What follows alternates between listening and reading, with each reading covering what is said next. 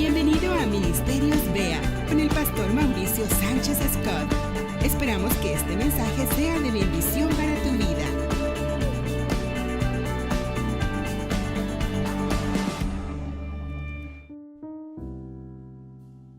Y vamos a la Escritura directamente. Un texto muy conocido, de los favoritos de mi corazón. Jeremías 29:11. Jeremías capítulo 29, versículo 11. Y vamos a contextualizar históricamente esta palabra tan hermosa que estás a punto de leer y que conocemos. Dios se la da a Jeremías en medio de una situación complicadísima, dificilísima y tristísima que estaba viviendo la nación de Israel. Básicamente les está diciendo: van a ser invadidos, van a perder todo, han sido un pueblo infiel, han sido un pueblo desobediente, han sido un pueblo necio y les vienen estas calamidades. Y es todos los capítulos prácticamente de Jeremías, y prácticamente al final del libro viene esta palabra. Después de una palabra de juicio en contra de Israel, fíjate qué palabra, Jeremías 29:11. Porque yo sé muy bien los planes que tengo para ustedes, afirma el Señor.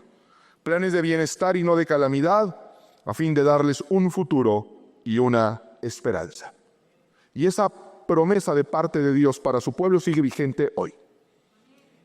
Dios nos dice: porque yo conozco muy bien, dice otra versión, yo sé muy bien los planes que tengo para ti. Y quizá te preguntas: caray, ¿qué planes tendrá Dios para mí? Quizá es algo feo me espera en el futuro. Con tanta cosa como escucho en las noticias, quizá viene algo horrible sobre mi vida, viene alguna calamidad sobre mi familia. Y Dios lo aclara: no, son planes de bienestar. No son planes de calamidad. Hay un futuro. Y podemos tener esperanza en que las cosas van a mejorar. Por eso a mí me caen rebos esos apostolocos que se la pasan profetizando calamidad sobre el pueblo de Dios. Porque no es lo que la Escritura me dice. Ciertamente el mundo se está colapsando. Ciertamente vienen tiempos difíciles. Estamos todavía en medio de una plaga. El pueblo de Dios enfrentó plagas en Egipto. Pero lo que se le olvida a veces al pueblo de Dios es que las plagas no los tocaron. Que finalmente fue para libertad de ellos, terminó siendo para liberación. Así que todo lo que enfrentemos será para liberación, es para bien, es para mejor. Y por eso es tan importante y tan hermoso esta porción de Escritura, donde sabemos que Dios tiene planes para nosotros, para nuestra familia, y son planes de bienestar. Hay un futuro y hay una esperanza. Pero a veces enfrentamos calamidades, enfrentamos crisis. Y decimos: bueno, tengo esa promesa de parte de Dios. Así que lo que hacemos es esperar en la promesa. Todos hemos escuchado y todos entendemos los tiempos de Dios. A veces dices: bueno, ¿cuándo va a ser tiempo? No lo sé, pero hay un tiempo para todo. Dios quiere un tiempo y tengo una promesa de bienestar. Y ahí nos la llevamos, esperando que llegue esa promesa de bienestar. Esa promesa de reedificación, esa promesa de restauración, esa promesa de sanidad. ¿Por qué? Porque Dios lo prometió, y si Dios lo prometió, pues se va a cumplir, ¿no es cierto? Pues no es cierto.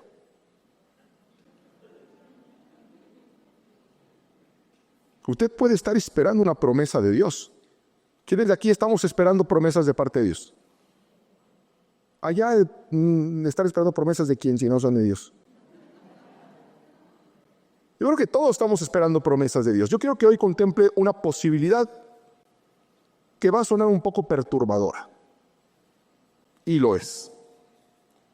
Yo quiero que usted contemple la posibilidad que Dios le prometa algo que nunca se va a cumplir en su vida. Yo sé que usted está creyendo que estoy diciendo una herejía. Déjeme terminar. Usted debe de contemplar la posibilidad que Dios le prometa algo y que nunca se cumpla. Y se lo voy a mostrar con la Escritura. Acompáñame a Éxodo capítulo 3, a partir del verso 7, para todos los que estamos esperando promesas de parte de Dios. y que estás esperando que se cumplan. Pues puede ser que te quedes esperando. Éxodo capítulo 3, verso 7 en adelante.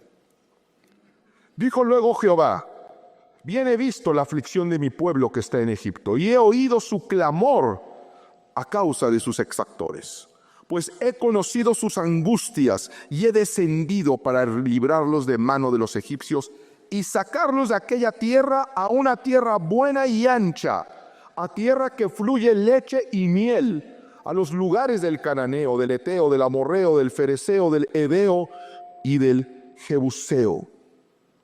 Conocemos esta promesa de Dios. Escucha el clamor de su pueblo. Ve la opresión en la que están viviendo y les hace una promesa: los voy a sacar de la opresión egipcia. Los voy a librar de la esclavitud. Y no solamente eso, sino que los voy a llevar a una tierra de prosperidad. Los voy a llevar a una tierra donde fluye, donde emana leche y miel. Esa es la promesa, ¿no es cierto? Ahora acompáñame rápidamente a Números 32:13.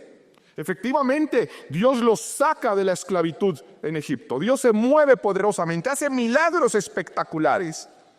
Y el pueblo sale de la esclavitud y va rumbo a la tierra prometida. La tierra que Dios les había prometido, se las iba a entregar. Números 32:13. ¿Estamos todos ahí ya? El Señor se encendió en ira contra Israel y los hizo vagar por el desierto 40 años, hasta que murió toda la generación que había pecado. La infidelidad del pueblo, su desobediencia, su idolatría, los llevó a estar vagando por el desierto hasta que murió, dice la Escritura, toda la generación que había salido de Egipto. Eso quiere decir que, salvo dos honrosas excepciones, que son Josué y Caleb, que conocemos la historia, ninguno de todo el pueblo de los que recibió esa promesa la recibió. Ni uno solo. Entró otra generación. Una generación que además Dios no se lo había prometido a ellos. Entró una generación que, hoy se cumplió la promesa. ¿Cuál promesa tú? Porque a mí no me la hicieron. Y por eso dicen la promesa que le hizo a tus padres. Esa promesa era para los padres. Y los padres no vieron el cumplimiento. Fue otra generación la que recibió esa promesa. Quienes la tenían originalmente la perdieron y murieron en el desierto sin siquiera haber visto la frontera. Murieron lejos de ahí. Otro ejemplo. Primera de Samuel, capítulo 9, verso 15 en adelante. Primera de Samuel, o primer libro de Samuel, como le dicen unos que son muy ortodoxos. Dios elige a un hombre para ser el rey de Israel, el primer rey de Israel. Y le dice al profeta Samuel que él lo va a ungir. Vamos a ver este diálogo entre Dios y Samuel. Y un día antes que Saúl viniese, Jehová había revelado al oído de Samuel diciendo: mañana a esta misma hora yo enviaré a ti un varón de la tierra de Benjamín, al cual ungirás por príncipe sobre mi pueblo Israel, y salvará a mi pueblo de mano de los filisteos. Porque yo he mirado a mi pueblo por cuanto su clamor ha llegado hasta mí. Y luego que Samuel vio a Saúl, Jehová le dijo: he aquí, este es el varón del cual te hablé. Este gobernará a mi pueblo. Samuel lo ve y Dios le dice: ¿te acuerdas el hombre que te hablé para que sea rey? Es él. Y hay una promesa. Este hombre no solamente va a reinar, sino que va a librar a Israel de sus enemigos filisteos. Esa era la promesa, ¿no es cierto?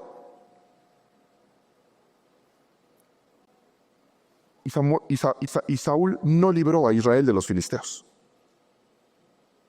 No solamente no libró al pueblo de los filisteos, sino que pasaron otras cosas que son tremendas.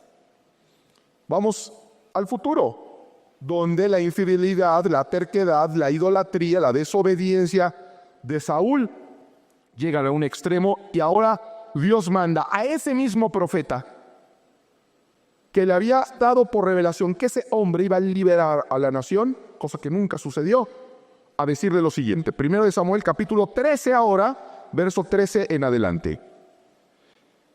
Entonces Samuel dijo a Saúl, ya siendo rey: locamente has hecho. No guardaste el mandamiento de Jehová tu Dios que él te había ordenado. Pues ahora Jehová hubiera confirmado tu reino sobre Israel para siempre. Mas ahora tu reino no será duradero. Jehová se ha buscado un varón conforme a su corazón, al cual Jehová ha designado para que sea príncipe sobre su pueblo, por cuanto tú no has guardado lo que Jehová te mandó. Saúl tenía una promesa: ser príncipe, rey de Israel, liberar al pueblo de sus enemigos. Y ahora vemos a Dios diciéndole: tu linaje hubiera reinado para siempre sobre Israel. Para siempre. ¿Sabes qué quiere decir eso? Que no hubiera habido un David. Porque había una promesa de que la descendencia de Saúl iba a reinar para siempre. Y dice: pero como desobedeciste, como hiciste lo malo, he buscado. Dios ya buscó a otro que ahora sea ese príncipe que tú deberías de haber sido. Esa promesa que recibió David originalmente no era para David, era para Saúl. Era para Saúl y para su descendencia, y terminó siendo para David y para su descendencia. Y esto es tremendo además, y tiene implicaciones hasta teológicas brutales, por decir que el Mesías entonces hubiera venido de la tribu de Benjamín y no de la tribu de Judá. No solamente David recibió esa promesa, sino toda una tribu y todo un linaje recibió una promesa que originalmente eran para otro. Y eso nos lleva a concluir que hay promesas para tu vida que puede ser que se las lleve otro. Y yo no quiero que otros lleven las promesas que Dios tenía para mí. Yo quiero que las promesas que Dios tenga para mí sean para mí y para mi linaje. Pero puede ser que sean para alguien más.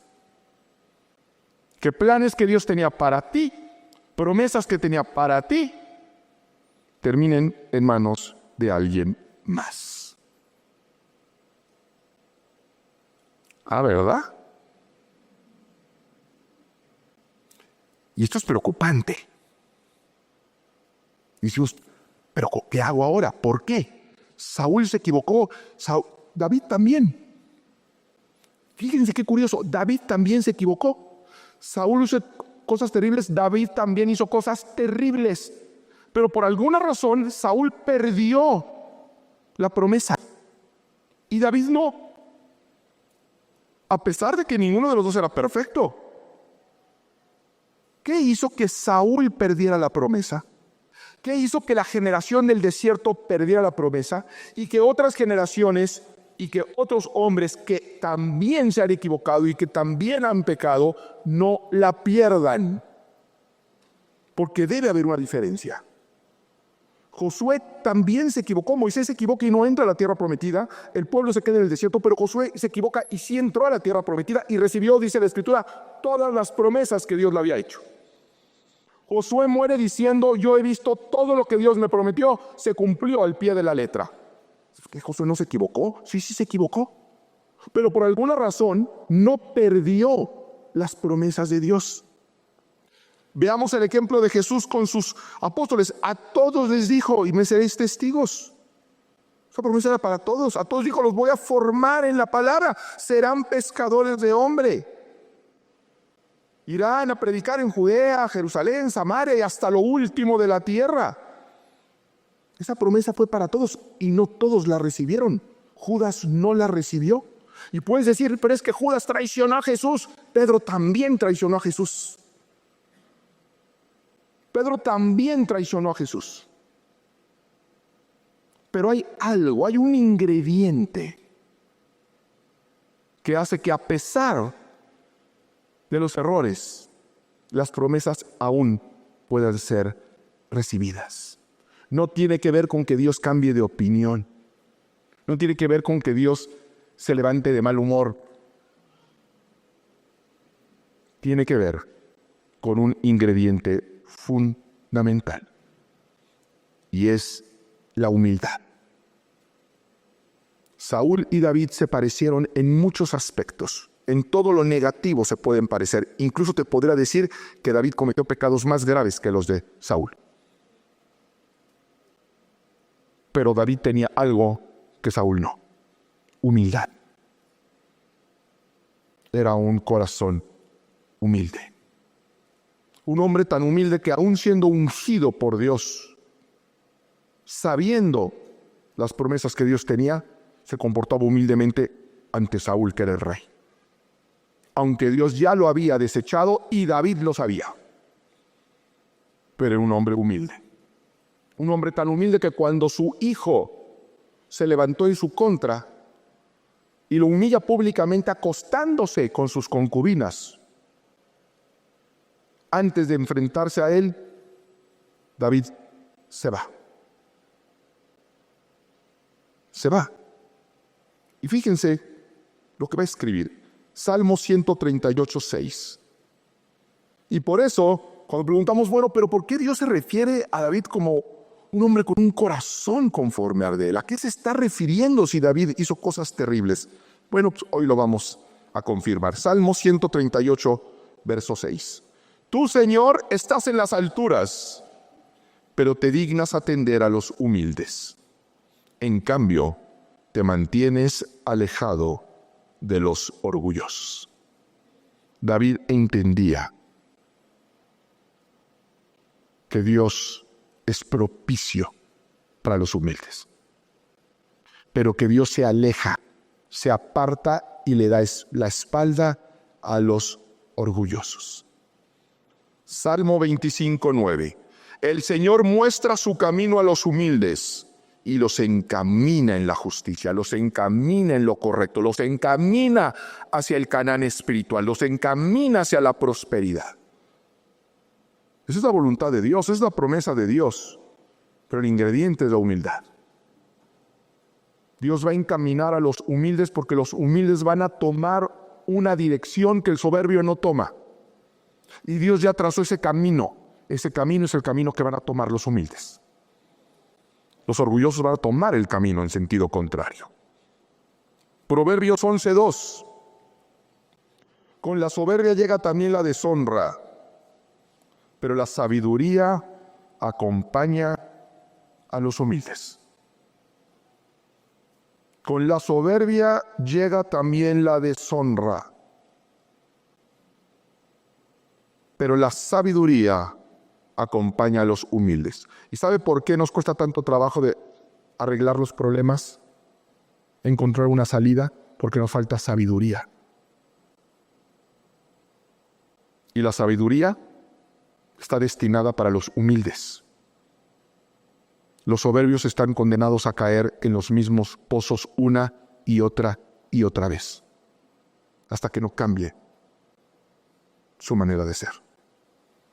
Proverbios 22:4. Y estamos leyendo los libros sapienciales, los libros de sabiduría, Salmos y los Proverbios. Fíjate lo que dice Proverbios 22:4. El Señor recompensa a los que le temen con riquezas, honra y vida. Escucha esto. El Señor recompensa a los que le temen con riqueza, honra y vida. Riquezas, honor y vida. Todos queremos eso, todos anhelamos eso.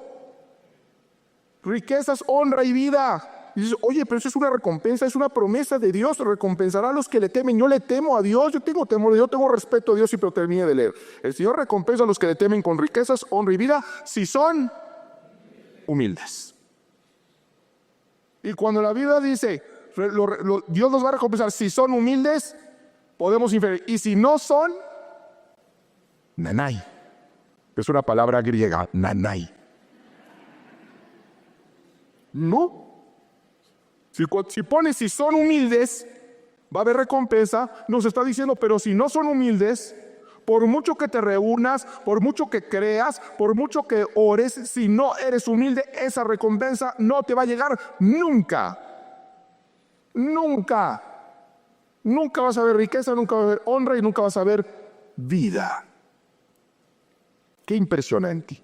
Vamos a otro. Isaías, el gran profeta Isaías, capítulo 66, verso 2. Yo hice todo esto con mis propias manos. Son palabras de Dios. Es Dios hablándole al pueblo por medio de Isaías. Yo hice todo esto con mis propias manos y fue así como llegaron a existir. Dios está remitiendo al Génesis en cuando tomó el barro e hizo al primer hombre. Dice, yo hice todo con mis propias manos y fue así como llegaron a existir. Yo pongo la mirada en los pobres y humildes de espíritu y en los que tiemblan al escuchar mi palabra. Fíjate qué palabras tan increíbles. Yo está diciendo, yo los hice con mis manos. Los formé del barro. Y yo pongo mi mirada en el pobre y en el humilde de espíritu. Porque hay gente que cree que la humildad tiene que ver con la cuestión financiera y económica. Porque es una otra acepción que tiene esa palabra. Es una persona muy humilde y pues que es una persona con pocos recursos económicos. No está hablando de eso. Está hablando de una humildad, de una pobreza espiritual. Yo conozco gente pobre en lo económico e increíblemente soberbia. Y conozco gente muy pudiente e increíblemente humilde y viceversa. De todo hay. Lo que quiero decirte es que no es una cuestión de cuánto tienes en el bolsillo, sino de qué tienes en el corazón. Y Dios es propicio al humilde de corazón. Y es interesante entender de dónde viene la palabra humildad. Viene del latín humilitas, que tiene el sufijo que indica cualidad de ser, el itas, y humus, que significa tierra. De ahí viene la palabra humildad, remitiéndonos a que Dios nos hizo de la tierra. Que no olvidemos que nos hizo de la tierra, que nos hizo del barro, que nos hizo del fango con sus propias manos, y que de ahí venimos todos. Todos. Si usted tiene sangre azul, pues será molusco, porque son los únicos que tienen sangre azul en la naturaleza. Todos, Dios nos formó de la tierra. Y eso nos debería de mantener con los pies en la tierra. Por eso hay ese tipo de expresiones. Cuando usted pierde piso, cuando usted pierde tierra, empieza a vivir en la soberbia. Y cuando usted empieza a vivir en la soberbia, le está dando la espalda a su Creador. Se está poniendo en una posición que no le corresponde. Y Dios detesta la soberbia. Es algo que Dios no soporta. Lo dice Él mismo en su palabra. Nos cuesta hasta trabajo imaginarnos a Dios no soportando algo. A Dios diciendo eso yo lo aborrezco. El Dios que es todo amor, el Dios que es amor, dice hay cosas que yo aborrezco. Y la palabra aborrecer es algo más que odiar. Aborrecer es entre odio y asco. Y Dios dice, a mí me da asco la gente soberbia. Por eso el mundo nos quiere soberbios. Por eso el mundo exalta la soberbia. Porque Satanás sabe los terrenos que vamos a pisar si nos volvemos personas orgullosas. Y ahora, ¿quién quiere ser humilde? ¿Quién trata de ser humilde? Nadie. Vivimos en una soberbia terrible, mirando por encima del hombro a todo el mundo, creyendo que maltratar a los demás es símbolo de estatus o de poder o de no sé qué. Pero es terrible. No puede ser así.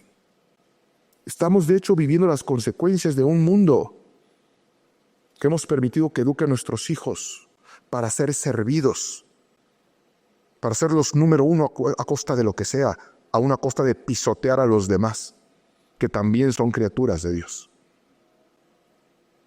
Proverbios 8:13, porque hablamos de la recompensa que hay para quien teme al Señor, la sabiduría que hay para quienes temen al Señor. De hecho, la Escritura dice que el principio de la sabiduría es el temor de Jehová.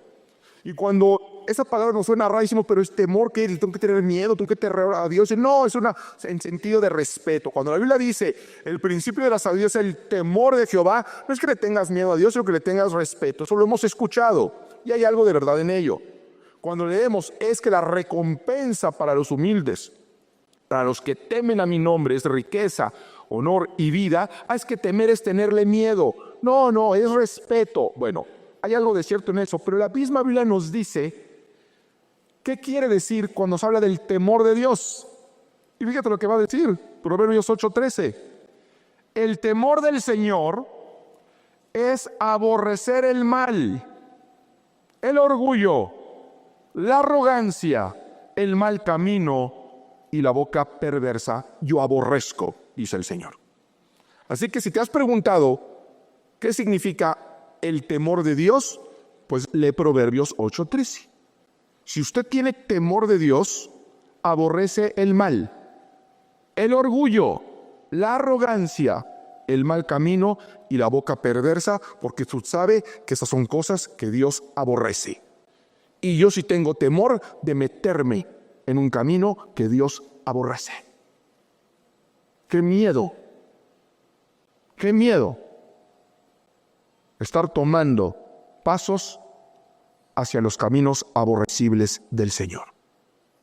Así que puedes ver que Dios aborrece la arrogancia. ¿Y cómo funciona esto? ¿Alguna vez, cuando fue niño, se subió un sub y baja? Que no pueden estar los dos arriba, ni pueden estar los dos abajo. A menos que uno estuviera abajo y el de arriba se hubiera caído. Era la única manera. Si uno está arriba, el otro lado está abajo. Y si el otro lado sube, el del lado contrario baja. Bueno, pues así funciona. Así funciona la humildad. Mateo 23:12. Porque el que se enaltece será ¿qué? Humillado. Y el que se humilla será enaltecido. El sub y baja del universo lo maneja Dios, no lo maneja usted. Dios tiene el control del sub y baja. ¿Y sabes qué dice la Escritura? Que el que se va para arriba, Dios le dice, shh. Lástima que no sé chiflar bien para que se oiga así bonito. Shh. Y el que se humilla, dice Dios, lo levanta. ¿Quién desea ser levantado? Todos. ¿Qué debemos hacer? Bajarle 3 rayitas. O 4 o 5. Entre más le baje, más lo sube Dios. Entre más le baje Dios, más nos va a subir. Proverbios 16:18. Algo que nos debe de servir para analizar nuestro estatus actual en el que usted está esperando los tiempos perfectos de Dios. Que no digo que no los haya. Existe el tiempo perfecto de Dios para el cumplimiento, pero también existe esta posibilidad y usted la tiene que contemplar. Y usted sabe lo que hay en su corazón y usted sabe lo que hace y lo que no hace. Usted y Dios, ¿no es cierto? Así que esto le va a servir para evaluar su estatus actual. Proverbios 16:18. Antes del quebrantamiento es la soberbia. Y antes de la caída, la altivez de espíritu. La Escritura dice que antes de un quebrantamiento siempre hubo soberbia. Y que antes de una caída hubo altivez de espíritu, orgullo. Así que si usted hoy está caído, si hoy está usted en quebrantamiento, debe de contemplarse la posibilidad de que, y no estaré así, porque he sido soberbio. No estaré así porque me ha faltado humildad. Todo lo que se me ha derrumbado y todo lo que se ha caído no habrá sido por mi forma de ser. Y si usted ve hacia atrás y ve que sí, lo puede corregir. Lo puede corregir hoy. Si dice, no, no es así, bueno, pues espere las promesas de Dios. Pero si usted se equivoca, se va a morir en el desierto sin ver las promesas de Dios. Porque no es parte del plan de Dios que usted pase lo que está pasando ni viva lo que está viviendo. Es el resultado de su soberbia. Y es el resultado de su falta de humildad. Y de la misma manera, cuando usted ve a alguien soberbio, puede profetizar que va a caer. Si usted ve un soberbio hoy, usted puede escuchar, es cuestión de tiempo para que todo esto se derrumbe. Porque la Escritura dice que antes de la caída, antes del quebrantamiento, siempre hubo falta de humildad. Así que nos conviene ser humildes. Debemos ser humildes. Dios demanda que seamos humildes. ¿Cómo somos humildes? Porque confundimos nuevamente el concepto. No es ser humilde que regalo todo a los pobres, me quedo sin nada. Eso no lo va a convertir en pobre. Y puede ser un pobre soberbio. ¿Qué es ser humilde? Ser amable con todos. Eso es ser amable con todos. Eso no es ser humilde. Ser humilde es una cuestión del corazón. Pero hay gente que cree que la humildad es como un don. Como que acá hay gente que, así como fuera una noche de talentos, y ¿tú qué tienes? ¿Cuál es tu característica? No, pues yo canto muy bonito. Y tú no, yo dibujo muy bonito. Y tú no, yo tengo un don de gentes. No, a mí me gusta pintar. No, yo bailo. Y tú no, yo soy humilde. Yo nací humilde. Eso no existe. No es un don. De hecho, nadie nace humilde. Nadie nace con un corazón humilde. La humildad se forja y se trabaja. Mateo capítulo 11, verso 29. Una enseñanza muy extendida, muy conocida de nuestro Señor Jesucristo. La enseñanza acerca del yugo. Y fíjate lo que va a decir Jesús. Llevad mi yugo sobre vosotros y aprended de mí, que soy manso y humilde de corazón. Y entonces hallaréis ¿qué? ¿Para qué? Qué bonito predican. Hallaréis descanso para su alma. Si tú necesitas descanso, no ese descanso físico, ese descanso del alma, que no encuentras, pon atención a lo que está diciendo aquí Jesucristo.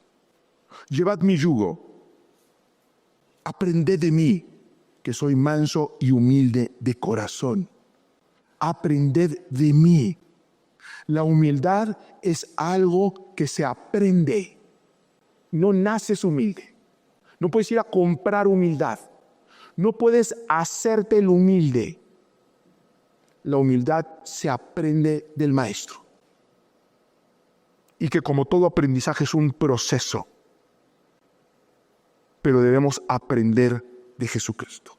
Ponernos su yugo, que es su palabra. Vivir de acuerdo a la palabra de Dios va a transformar tu corazón soberbio en un corazón humilde. Vas a aprender aquí cómo ser humilde. Y entonces vas a hallar descanso para tu alma.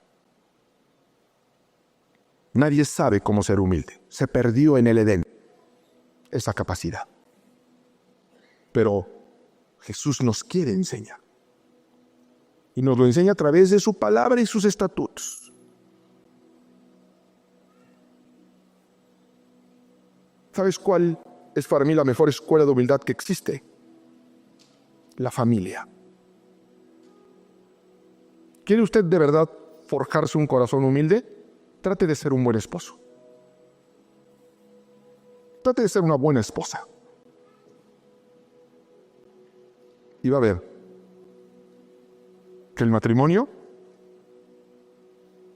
es una escuela de humildad. Por eso, para Dios el matrimonio es sagrado y es santo. ¿Quiere usted forjar su corazón humilde? Trate de ser un buen hijo. Aun cuando sus padres se equivocan. Aun cuando sabe que sus papás no tienen razón. Cuando se les pasa la mano, cuando han sido injustos. ¿Quiere usted ser humilde? Sirva. Sirva a los demás. Estamos educando a nuestros hijos para ser servidos, para ser soberbios. ¿Quién educa a sus hijos para servir? ¿Quién le dice a sus hijos, hijos, sirvan a los demás? Aún a los que no se lo merezcan, sírvelos. Y sírvelos con excelencia, y sírvelos sin reproche. ¿Quién educa a sus hijos así? Dios educa a sus hijos así. Dios educa a sus hijos así. Filipenses capítulo 2, a partir del verso 5. La exhortación del apóstol a una iglesia como la nuestra. Haya pues en vosotros este sentir que hubo también en Cristo Jesús. Ese es un sentir que hubo en Cristo y que debe de estar en nuestra iglesia. El cual, siendo en forma de Dios, no estimó el ser igual a Dios como cosa que aferrarse, sino que se despojó a sí mismo, tomando forma de siervo, hecho semejante a los hombres. Y estando en la condición de hombre, se humilló a sí mismo, haciéndose obediente hasta la muerte y muerte de cruz. Por lo cual, Dios también lo exaltó hasta lo sumo, y le dio un nombre que es sobre todo nombre, para que en el nombre de Jesús se doble toda rodilla de los que están en los cielos, en la tierra y debajo de la tierra, y toda lengua confiese que Jesucristo es el Señor, para la gloria de Dios Padre. Usted le lleva gloria a Dios cuando es humilde. Dice, imiten a Cristo, que siendo igual a Dios se despojó a sí mismo y se hizo hombre, que ya era demasiado humillante. Imagínate un ser infinito, un ser omnipresente hacerse finito y contenido en un cuerpo de carne. Y dice, y todavía, estando en esa condición, se humilló a sí mismo. No se trata de dejarnos humillar por los demás. No malinterprete, no malentienda lo que es la humildad.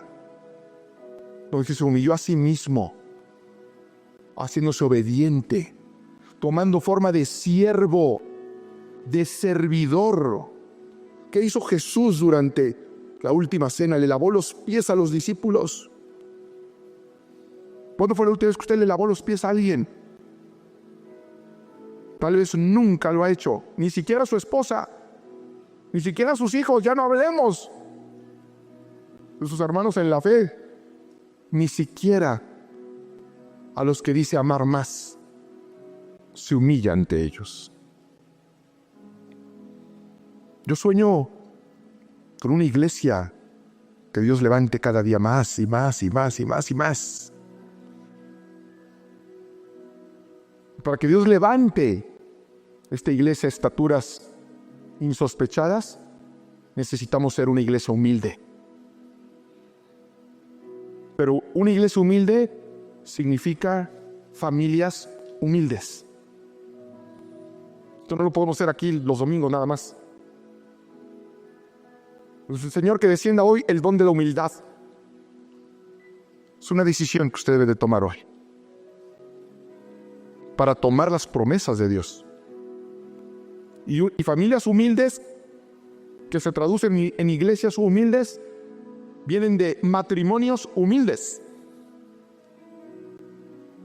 Y un matrimonio humilde viene de personas, de hijos e hijas de Dios humildes, que sirven a los demás.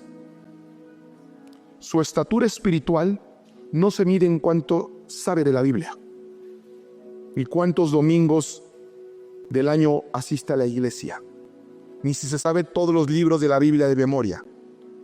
La estatura, la verdadera estatura espiritual, se mide en su capacidad de servir a los demás. ¿Cuánta gente puede decir de usted, su vida me ha servido, su ejemplo me ha servido, su testimonio me ha servido? Yo le doy gracias a Dios por tu vida, papá, por tu vida, mamá, por ti, hijo, por ti, vecino, por ti, amiga, por ti, amigo. ¿Cuántas personas pueden decir eso de ti? Y que no sea una gentileza, que sea verdadero. Tal vez muy pocas. Tal vez muy pocas. Miqueas 6:8. Miqueas es un profeta del Antiguo Testamento, donde vivían regidos bajo la ley. Cientos de preceptos que tenían que cumplir cabalmente y al pie de la letra. Eso es lo que decían los religiosos. Fíjate lo que Dios les mandó a decir por medio del profeta Miqueas. Hombre, ya te ha sido declarado lo que es bueno y lo que pide Jehová de ti. Solamente 3 cosas. No son más de 600 preceptos. No es no comer cerdo, no tomar café, no guardar el sábado, ¿no? Dice, son 3 cosas. 3 cosas desde el Antiguo Testamento que Dios pide hacer de ti. Y eso es lo que Dios ha declarado que es bueno. 1, hacer justicia. 2, amar la misericordia. Y 3, caminar humildemente ante Dios. Eso es lo que Dios demanda de nosotros hoy. Eso es lo que Dios demanda de ti hoy. 3 cosas. Ser justos, ser misericordiosos y ser humildes. Y si lo hacemos a partir de hoy, esas caídas y esos quebrantamientos que no son parte de un proyecto de Dios, se van. Usted puede empezar mañana una nueva semana, levantado por la ley de Dios, que estipula que aquel que se humilla, Dios lo levanta. En una ocasión David estaba bailando, y como era para Dios, lo hizo de tal forma que su esposa, la hija del rey, la princesa, le pareció que se estaba humillando demasiado y dijo, mira qué bonito rey, si vieras lo ridículo que te veías. Todo el mundo viendo, todo el pueblo viéndote, nosotros somos los reyes, yo soy la hija del rey. Y tú mira nada más haciendo el ridículo ahí, por querer agradar a Dios. Ve nada más cómo te viste, y todo el mundo riéndose de ti. Muchas veces nosotros dejamos de agradar a Dios para que la gente no nos humille. David podría haberle dicho a Mical, pues sí tienes razón, no lo pensé. Sí me vi mal, ¿verdad? Pero ¿sabes qué le dijo David? ¿A ti te pareció que me veía ridículo alabando y danzando a Dios? ¿Te pareció? Sí, muy ridículo. Ay, al pueblo también. Todo el mundo se estaba riendo de ti. Dice, pues mira, no era para ellos. ¿Qué crees? No era para ellos. Me estaba humillando ante mi Dios. Me estaba humillando ante mi Dios que me dio la cabeza de Goliat. Me estaba humillando ante mi Dios que giró leones y osos cada vez que los enfrenté. Así que, ¿te pareció humillante? Pues vete acostumbrando, porque ahora más me voy a humillar. Y David terminó siendo rey, y esa mujer terminó estéril, porque Dios levanta a los humildes. Y termino con 2 de Crónicas 7:14. También muy conocido, pero quizá poco entendido y menos practicado. Inicia diciendo, si se humillare mi pueblo. Si se humillare mi pueblo. Si mi pueblo se convierte en un pueblo humilde. Si se humillare mi pueblo sobre el cual mi nombre es invocado, y oraren y buscaren mi rostro, y se convirtieren de sus malos caminos. Fíjate las variables que está poniendo aquí. Está hablando del pueblo de Dios, nosotros somos ese pueblo. Dice, sobre el cual mi nombre es invocado. Invocamos el nombre de Dios constantemente. Constantemente estamos invocando el nombre de Dios. Dice, oraren, oramos. Y buscar en mi rostro, buscamos, es lo que estamos haciendo aquí. Y se vuelven de sus malos caminos, tratamos de buscarnos de sus malos caminos. Todo eso lo entendemos. Creo que lo que nos falta es empezar por el principio si se humillare mi pueblo. Entonces va a suceder. Pero si no sucede lo previo, no va a suceder. Y empieza por humildad. Entonces yo oiré desde los cielos y perdonaré sus pecados y sanaré su tierra.